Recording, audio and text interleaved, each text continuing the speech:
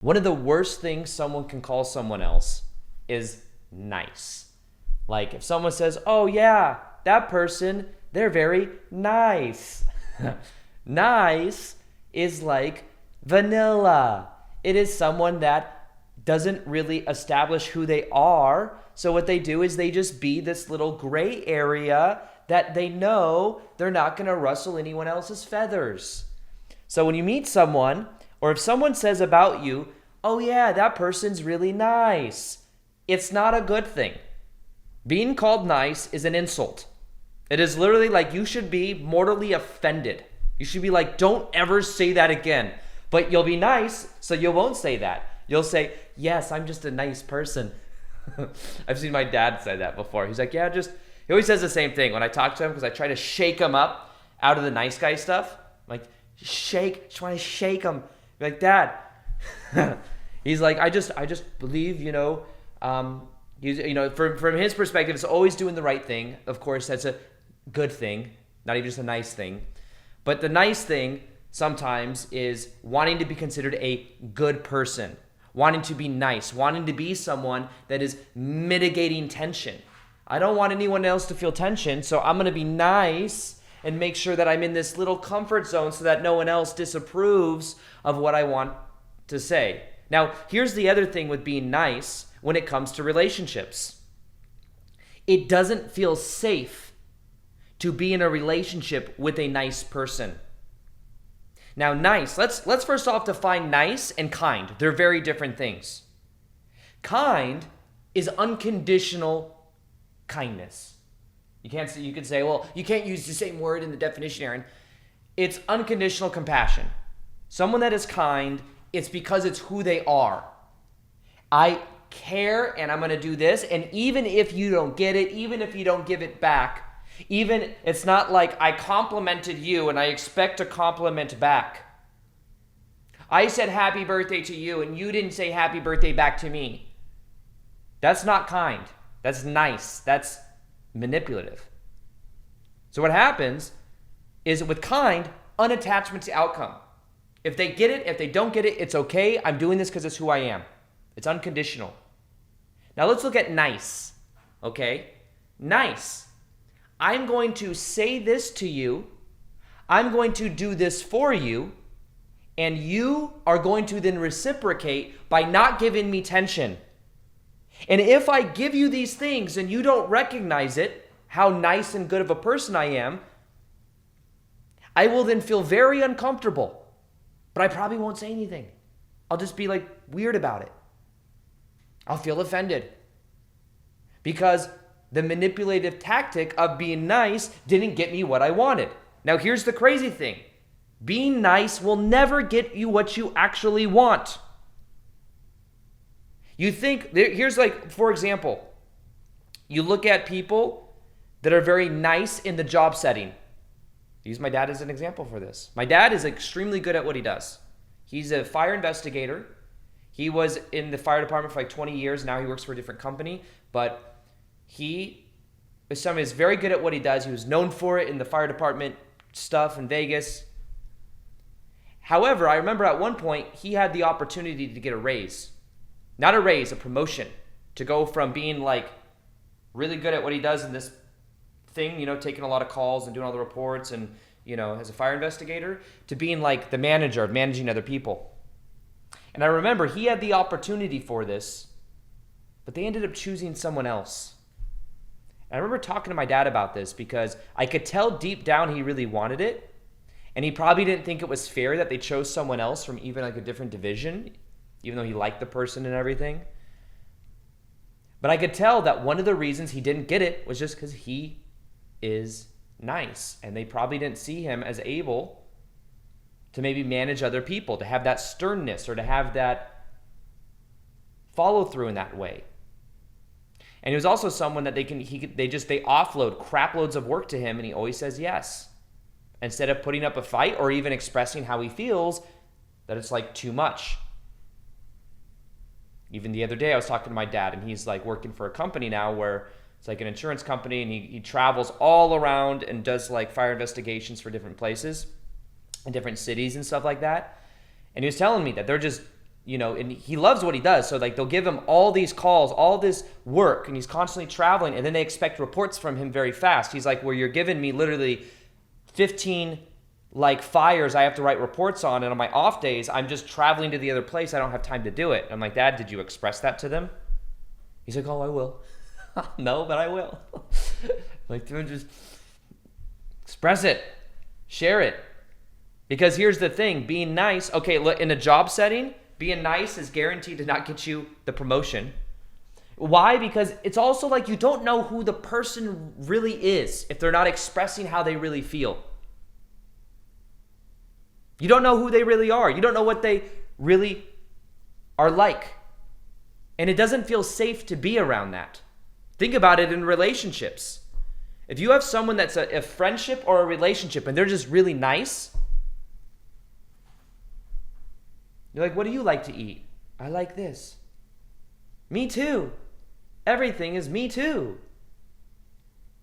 Who, that doesn't feel safe. Who is this person? If anything you do, I would do this sometimes just to test certain people that are nice.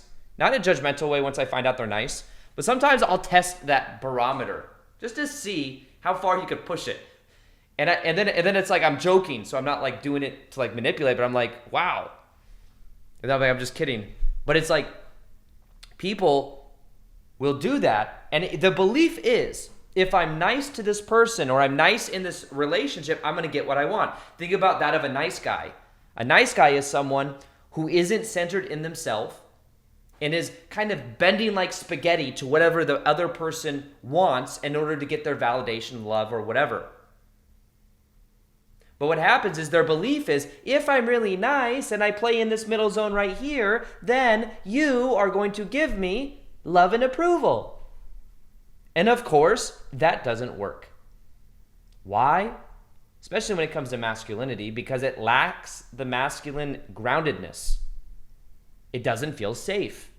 So people pleasers, people that want to please other people. Let's look at this for a second.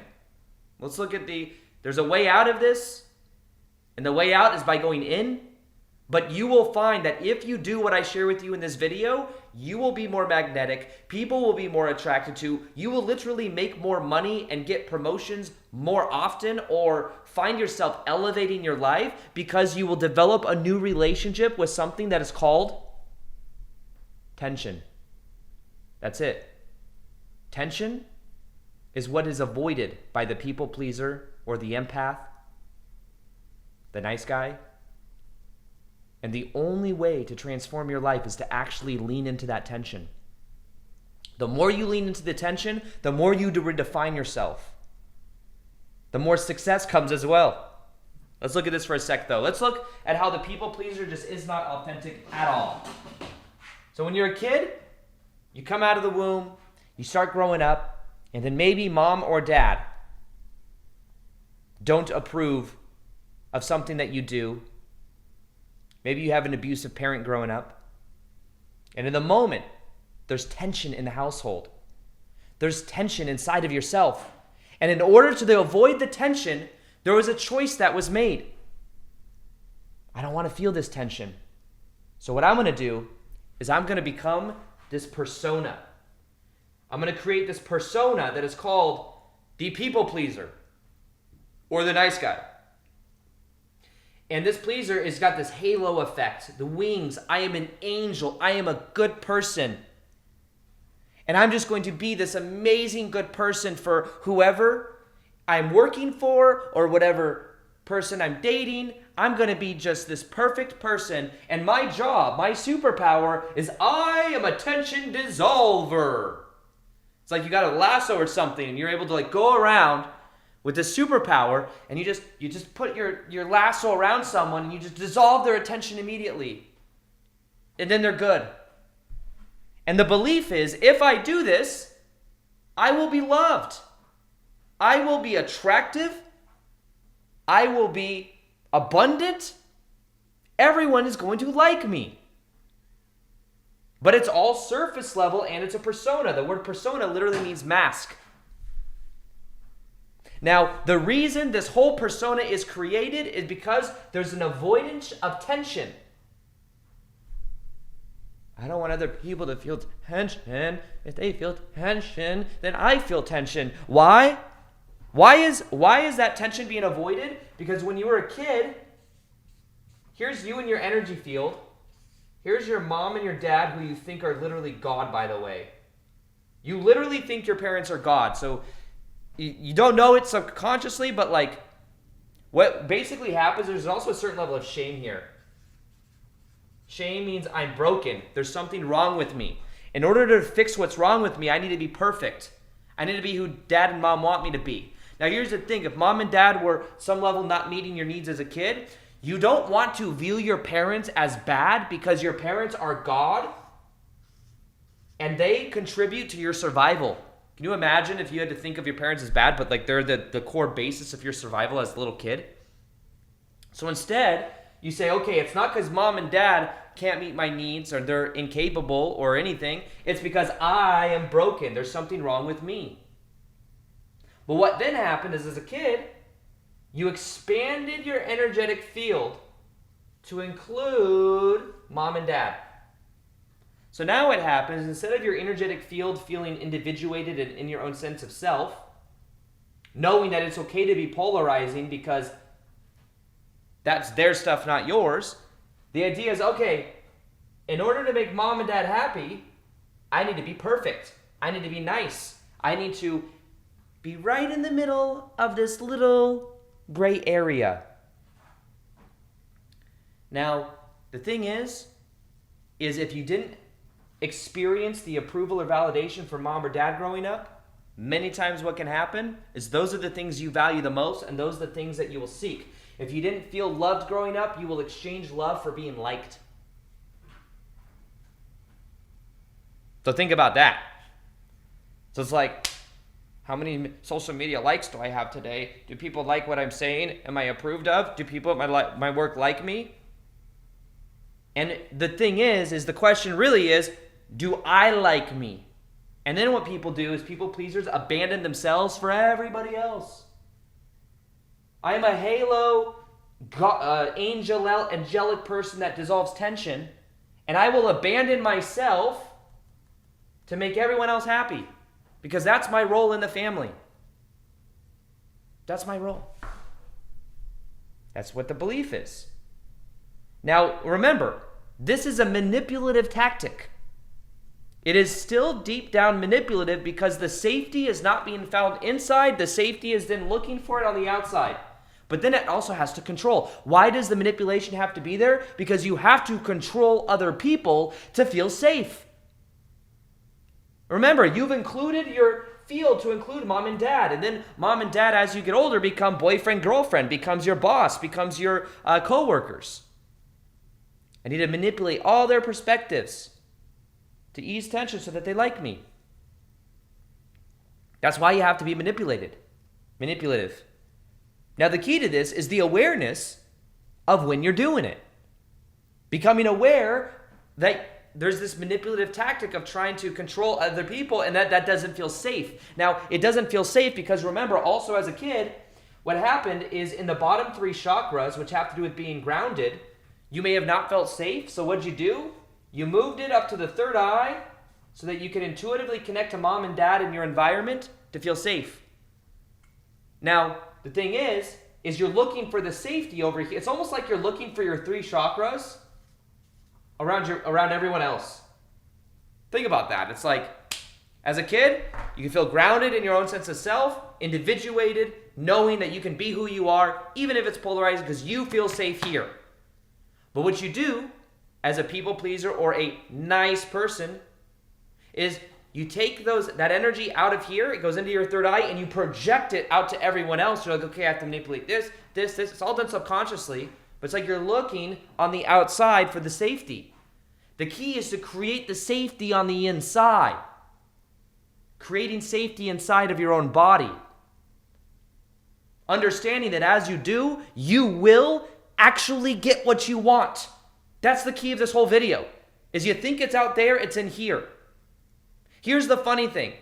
You think, here's what the nice guy thinks in sexual dynamics, right? Because then what happens is the nice guy has lack of sexual polarity in his relationships because he's being so nice and no one knows who the hell he is. But then what he does is he starts to be himself. He starts to understand who he really is. He starts to live by his own values, his own integrity.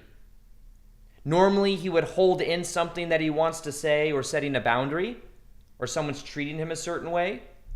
And he decides he's going to express it and say, that's not okay. All of a sudden, there's a little bit of tension, but guess what? There's respect. And when you're in your own frame of reality, you will be more respected. I remember years ago, I went through this transformation myself when I was aware of my dad's nice guy, people pleaser tendencies. And I was like, where is this inside of myself? And I had to look deep inside and understand that there was a part of myself that was being manipulative in the sense of wanting to dissolve tension all around me. But then eventually what I did is I woke up to it and I became aware of the time. I'd tune into my body and notice, how do I feel when someone asks me to do something? How do I feel about this certain way this person has been treating me? And then what I would do is I would express it and say, hey, when this happened, it wasn't cool. This is how I felt. And then set boundaries if I needed to set boundaries. And then when leadership, it was a whole different energy. Sexual dynamics and dating, completely different energy because I was more in my own frame. There was no more tuning to others. It was like, am I having a good time? Not some selfish, narcissistic way, but imagine if you go on a date with someone, they're like, are you okay? Are you having a good time? I hope everything's good. Do you like me? Do you like me? Do you like me? It's annoying and it's needy. But imagine you're with someone that's just filling up their own cup. They're present inside of their body. They're asking themselves, am I enjoying myself? That's a different question to ask. See, people pleasing is pleasing someone else. When you start pleasing and feeling fulfilled within yourself, that's the most magnetic you can be. And I've seen many people go through this transformation. And always what it takes is the awareness in the beginning of the pattern. And then making a choice about who you are. And living from your own level of authenticity. Your own level of vulnerability and integrity. Because these values you were given growing up or you were led to believe were very important because you maybe didn't receive them. Becoming aware of them, but then making a choice about who you are and beginning to feel safe inside of your own body. When you feel safe inside of your own body, by being present inside of your own body, you will have much more magnetic energy than ever before. And what happens is as you step more into your own frame, you realize also there's nothing wrong with you. It's like you start bringing the energy back into your bottom three chakras, you realize that the stuff that happened growing up wasn't your fault. Wasn't your fault that mom and dad may have been extremely strict, or maybe they weren't there. That abandonment wound, what happens is then you abandon yourself to make everyone else happy. You stop abandoning yourself. And what happens for many people is there's an inner child that is locked in their timeline in the past. Like literally there's a if you've seen the still face experiment, it talks all about this. I've broken it down on my YouTube channel. But basically, there's that of a mom with her baby, and the baby is interacting with the mom, and the mom is being super mirroring the baby's emotions, like goo goo gaga, ah, and the baby's like pointing over there, and then the mom looks over there, and she's like, ah, and the baby's so regulated and feels safe. Still face experiment. The mom looks away, the mom looks back, still face. No emotion whatsoever. And what happens is after about a minute or two, the baby's like, what the hell is going on here? Where did mom go? Starts to get itchy and uncomfortable. This feels so weird. And then the baby starts protest behaviors. One of the things the baby does is it points and the mom doesn't look. It's like it normally works. So what does the baby do? It then it like shrieks this loud noise. Blah! Mom still doesn't come back. She's got a still face. No emotion at all. The baby then starts getting uncomfortable, and then it starts to turn and it latches its spine. It can't even stay there. It's so uncomfortable to be faced with this this emotionless mom. The baby then tries to turn itself because it's so painful to look at that still face of the person that she loves. that she also believes is God, subconsciously. Now, imagine some of the beliefs that can be made if you grow up not knowing, not feeling that abandonment, but then thinking, maybe there's something wrong with me. Maybe mom left because I wasn't good enough. Because I did something wrong. And then what happens is, okay, to mitigate this, I'm going to become the people pleaser. I'm going to do all these things in order to get my needs met. But it's all just an act. It's all just a manipulative ploy to be liked instead of loved. And really what wants to be loved is your own inner child that's stuck in that high chair, wondering, where's mom? Where's dad? And if you really want to heal, what you have to do is to begin to develop a relationship with that inner child, to be present with that inner child, to know that as you're present with that inner child, you allow that inner child to heal. Now, I do have an inner child meditation. It's completely free, where you can go and develop that powerful relationship with that kid and watch how much your life changes the more you go and the more you're present with the kid, which is another aspect of you. You go to aarondowdy.com/child to hit the link in the description box below to download that free meditation. And understand that when you're talking to your inner child, it's not like an intellectual thing. You're not talking to him like, hey, little Johnny, I know, or little Martha, or whatever, I know you don't know this, but you're a spiritual being, and your parents are just doing the best they can with the level of consciousness they're at. It's not what you do. Your kid, your little kid self doesn't understand all that intellectual jargon, a way of rationalizing what that little kid experienced growing up. So instead, what do? You just be present with that part of yourself. Be present with that little you. I'm present with that little Aaron.